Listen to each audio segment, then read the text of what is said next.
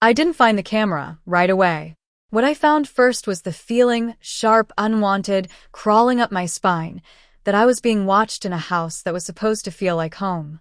I'm Margaret Hale, 63 years old, born and raised in Ohio, the kind of woman who still folds towels a certain way and believes family dinners mean something. I raised my daughter, Emily, mostly on my own after her father passed. I gave her everything I had: time, patience, forgiveness, even when she pulled away as she grew older. So when Emily called me out of the blue and asked me to come stay with her and her husband in Naperville, Illinois, I was surprised.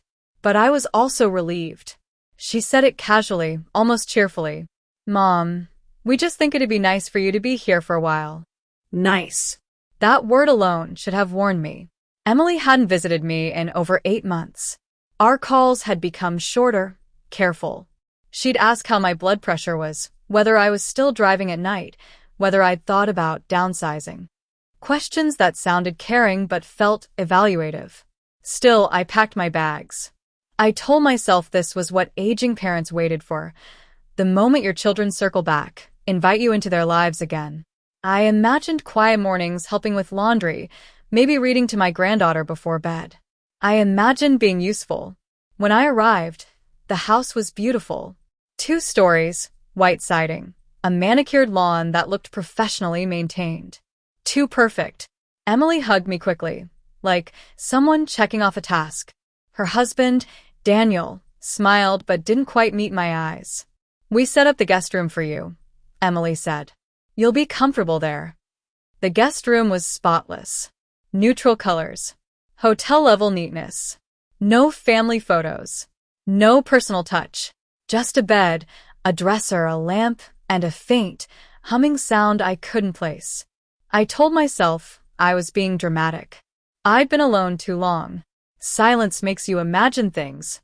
That first night, I barely slept. Not because of jet lag or discomfort, but because every time I turned over, I felt that same sensation. That something in the room knew I was awake. Over the next few days, I noticed little things. Emily asking what time I woke up. Daniel casually mentioning when I went out for walks. My granddaughter repeating things I hadn't said out loud to anyone. Once, I moved a framed photo on the dresser to wipe underneath it. When I put it back, it was slightly angled the next time I returned to the room. I laughed it off. Old women get paranoid. Everyone knows that. But the feeling wouldn't leave. One afternoon, while Emily and Daniel were both out, I decided to rearrange the room slightly, make it feel more like mine. As I reached behind the digital clock on the nightstand, my fingers brushed against something warm. Plastic. Smooth. Wrong. I pulled the clock forward. Behind it, tucked neatly against the wall, was a tiny black lens. No blinking light. No obvious wires. Just a pinhole staring straight at the bed. My hands started shaking so badly, I had to sit down. I told myself there had to be an explanation. A baby monitor? A security system? Something harmless I simply didn't understand. But the camera wasn't facing the door. It was facing me. I unplugged the clock, my heart pounding so loud I was sure someone could hear it from the street. I didn't scream. I didn't cry. I did what women my age have learned to do when something feels wrong. I stayed quiet. Later that night, when everyone was asleep, I followed the faint Wi-Fi signal on my phone. It led me to a tablet tucked into a drawer in the study downstairs. And when I tapped the screen, I realized the invitation to stay with my daughter had never been about family at all. It was about something they were trying to prove. And I was the subject of their experiment. I didn't sit down right away. The tablet was already unlocked, glowing softly on the desk like it had been waiting for me. My reflection stared back from the dark screen, older than I remembered, paler, eyes wide with something between fear and disbelief. I touched the screen. 4 small windows appeared, arranged neatly in a grid. The first was the living room. The second was the kitchen. The third was the hallway outside the guest room. The fourth was my bedroom. My bedroom. I felt my knees weaken, but I forced myself to stay standing. I leaned against the desk, afraid that if I sat, I might not get back up again. The footage wasn't live at first. A timeline bar ran along the bottom, dotted with tiny markers. Days' worth. Hours upon hours of me, sleeping, changing clothes, pacing the room on sleepless nights. I covered my mouth to keep from making a sound. I dragged the timeline back. There I was on my first morning in the house, standing in my nightgown, rubbing my lower back. There I was talking softly to myself as I folded clothes, the same habit I'd had since Emily was a child. There I was crying quietly one night, sitting on the edge of the bed after a phone call with my sister.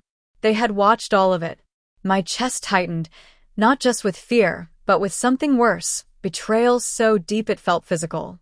This wasn't a stranger's violation. This was my own child. My own flesh and blood. I tapped another icon on the screen. Audio. Their voices came through next. Emily's voice, calm and clinical. Note the pacing again. That's the third time today. Daniel replied, lower, distracted. She didn't take the pills this morning. You can see it on the counter. Emily sighed. That's what worries me. She's forgetting. I clutched the edge of the desk. Forgetting? I remembered exactly what pills I took, and when. I'd chosen not to take one because it made me dizzy. I'd planned to tell Emily later. Later, I realized never existed. The clips continued. Emily on the phone with someone I didn't recognize. Yes, she's cooperative. Mostly. Still independent, but there are signs. Subtle confusion. Emotional volatility. Emotional volatility. Daniel's voice again, sharper this time. If we document enough, the lawyer said it'll be easier. Judges don't like uncertainty. Lawyer. The room felt like it was closing in. My ears rang. My mind raced ahead, even as my heart begged me to stop listening. Another clip played automatically. Emily stood in the kitchen, arms crossed, speaking to Daniel in a whisper they clearly thought the cameras wouldn't pick up. We can't wait much longer, she said. If she leaves, we lose the window. Daniel nodded. The assisted living place still has an opening. If we move fast, we can say it was her idea. Her idea. I finally sank into the chair. Everything, the invitation, the sudden concern, the questions about my routine, it wasn't love. It was surveillance. A case being built quietly, patiently, using my own body and habits as evidence against me. I thought about all the times I'd brushed off Emily's questions. All the moments I'd laughed and said, I'm fine, sweetheart. She hadn't been reassured. She'd been disappointed. The worst part wasn't the camera. It was the certainty in her voice. The way she spoke about me like I was already gone. Like a problem to be managed. I didn't confront them that night. I went back to the guest room, unplugged the camera, and placed it carefully back behind the clock exactly as it had been. Then I lay down on the bed and stared at the ceiling, wondering how long my own daughter had been planning my quiet disappearance. Sleep didn't come. By morning, I knew one thing for certain. If I reacted too quickly, if I accused them without proof, they would tighten their grip. Smile politely. Call me confused. Say I imagined it all. So instead, I did something they never expected. I started performing. I let my hands shake a little more. I asked the same question twice. I forgot where I'd placed my glasses. And all the while, I watched them watch me. Because if they wanted to build a case, I was going to make sure I saw every page of it first. By the third day, I understood the rules of the house better than anyone else in it. The cameras were always on. The watching never stopped. And the version of me they believed in, the fragile one, the fading one, was the only version they were willing to see. So I gave it to them. I let my coffee go cold in the microwave and acted embarrassed when Emily found it. I asked Daniel to remind me which trash bin went out on Tuesdays, even though I'd been putting trash on curbs longer than he'd been alive. I sighed loudly, clutched my knees when I stood, let my voice wobble just enough to be convincing. And every time I did, I felt something inside me harden. At night, when I knew they were reviewing footage downstairs, I stared at that invisible lens and wondered how a daughter could turn her mother into a project. I replayed memories I hadn't thought about in years. Emily crying in the back seat after her first heartbreak. Emily calling me from college at 2 a.m. because she was lonely. Emily holding my hand at her wedding and whispering, I couldn't have done this without you. Had she meant it then? Or had I always been something temporary to her? The tablet stayed in the study drawer, but I knew now how to access it. When the house was quiet, I'd sneak downstairs and watch the watchers. I learned things that way. Emily kept a digital folder labeled Mom Timeline. Inside were notes, Dates. observations, phrases like declining judgment, increased dependency, risk factor for isolation. They weren't hers alone. There were emails from a family law attorney in DuPage County, carefully worded, advising patience, documentation, consistency. I saw my own life reduced to bullet points. One night, I watched a recording of myself from earlier that day. I was sitting at the kitchen table, struggling on purpose to open a jar. Daniel stepped in to help, placing his hand gently over mine. On camera, it looked tender, concerned, but I remembered what the microphone caught next. See, Emily said softly, just out of frame. She can't manage basic things anymore. I closed the tablet and pressed my palms flat against the desk, breathing through the anger that burned hotter than fear now. They weren't worried about me. They were worried about inconvenience, about inheritance, about responsibility, about the risk that I might someday need more from them than they were willing to give. And they were laying the groundwork to take away my choices before I even knew I was losing them. The breaking point came sooner than I expected. Emily suggested a doctor's appointment. Just a check-in, she said. Routine. Harmless. We can all go together, she added, smiling in that careful, rehearsed way she'd perfected. I agreed. At the clinic, she spoke for me before I could answer. She mentioned my confusion, my recent memory slips. She didn't lie outright, but she didn't tell the truth either. The doctor nodded, taking notes. I realized then how easily a narrative becomes reality once it's written down by the right person.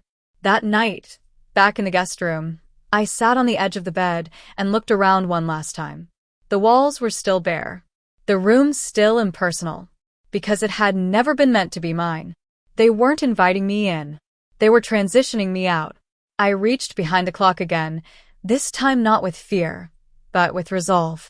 I removed the camera, and instead of hiding it back where it was, I slipped it into my purse. If they wanted evidence, I would give them something far more dangerous than staged vulnerability. I would give them the truth. I didn't sleep at all that night. The camera sat heavy in my purse, like a stone pulled from deep water, proof of something ugly that had been living beneath the surface for far too long. Every few minutes, I imagined Emily bursting into the room, accusing me, calling me confused, demanding to know why I'd touched something that was never meant for me to see. But morning came quietly. Too quietly. Emily greeted me at breakfast with the same soft smile. Daniel poured coffee like nothing in the world had changed. The normalcy felt grotesque now, like actors continuing a play after the audience had discovered the ending. That's when I knew something else. They didn't realize the camera was gone, which meant they didn't realize how exposed they truly were. I let the day unfold. I nodded when Emily suggested we look at options soon. I listened when Daniel talked about how expensive in-home care could become. I even pretended not to hear my granddaughter whisper to Emily, "Is Grandma sick?" Each word sharpened my resolve. That afternoon, Emily said the sentence she'd been working toward all along. "Mom, we've been thinking. Maybe it's time we talked about what comes next." I looked at her, really looked at her. My daughter, 40 years old. A woman who once crawled into my bed during thunderstorms and swore she'd never leave me alone when I got old. "What do you mean?" I asked softly. She exhaled, relieved. "Well, a place where you'd have support. Structure. Professionals."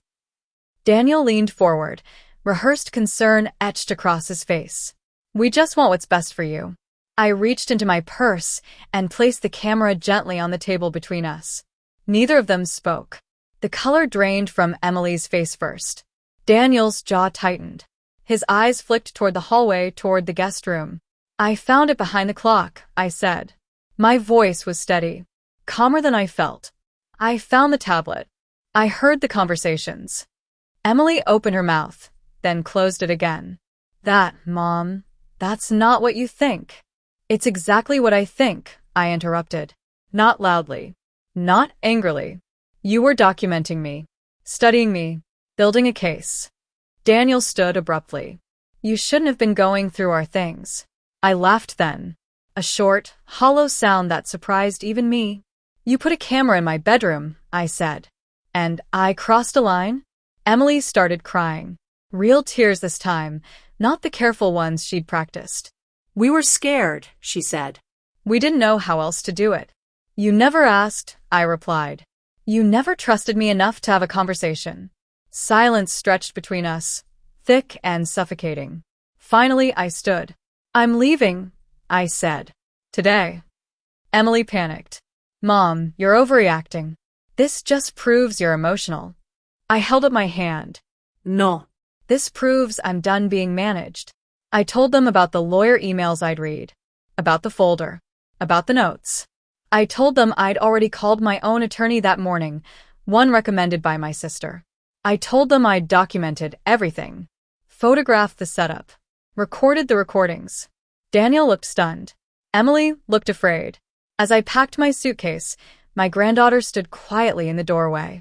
I knelt down and hugged her tightly, breathing in her shampoo, memorizing the warmth of her small arms around my neck.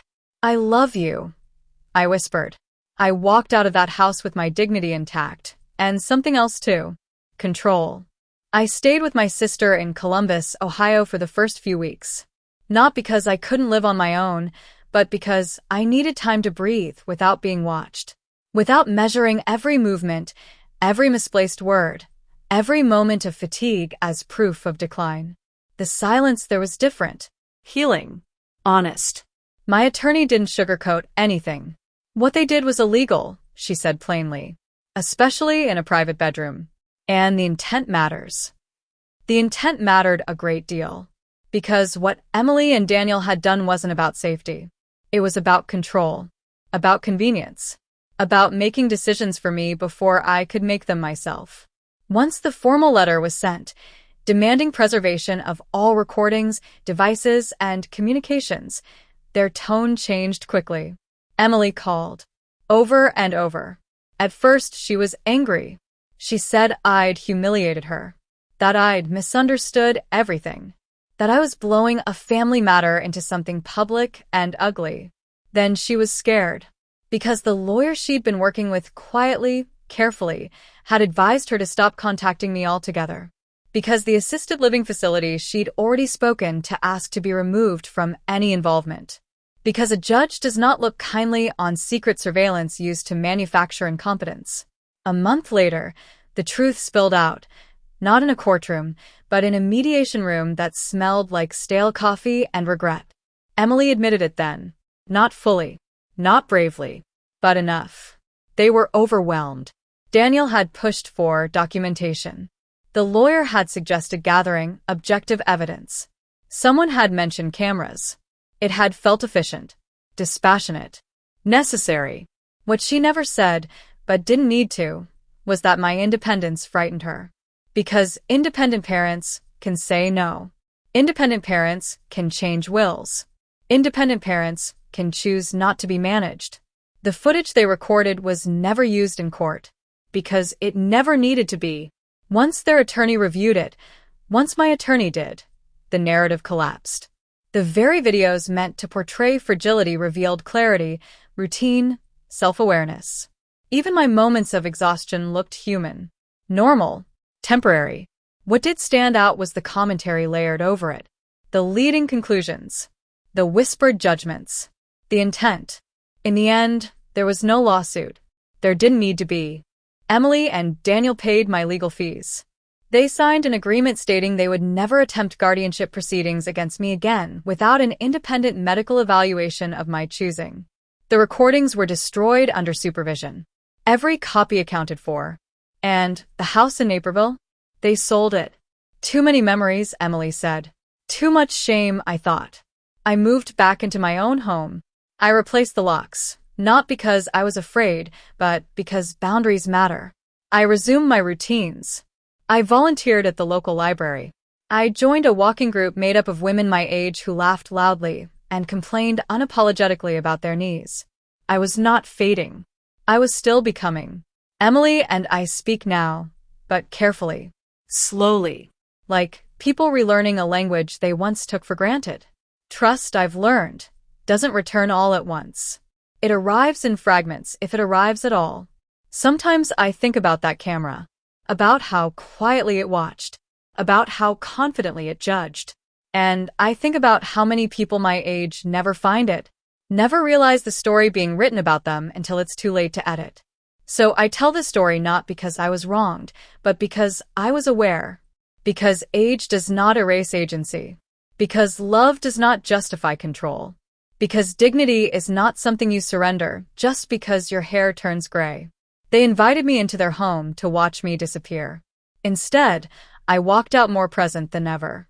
And I am still watching, not out of fear, but out of choice.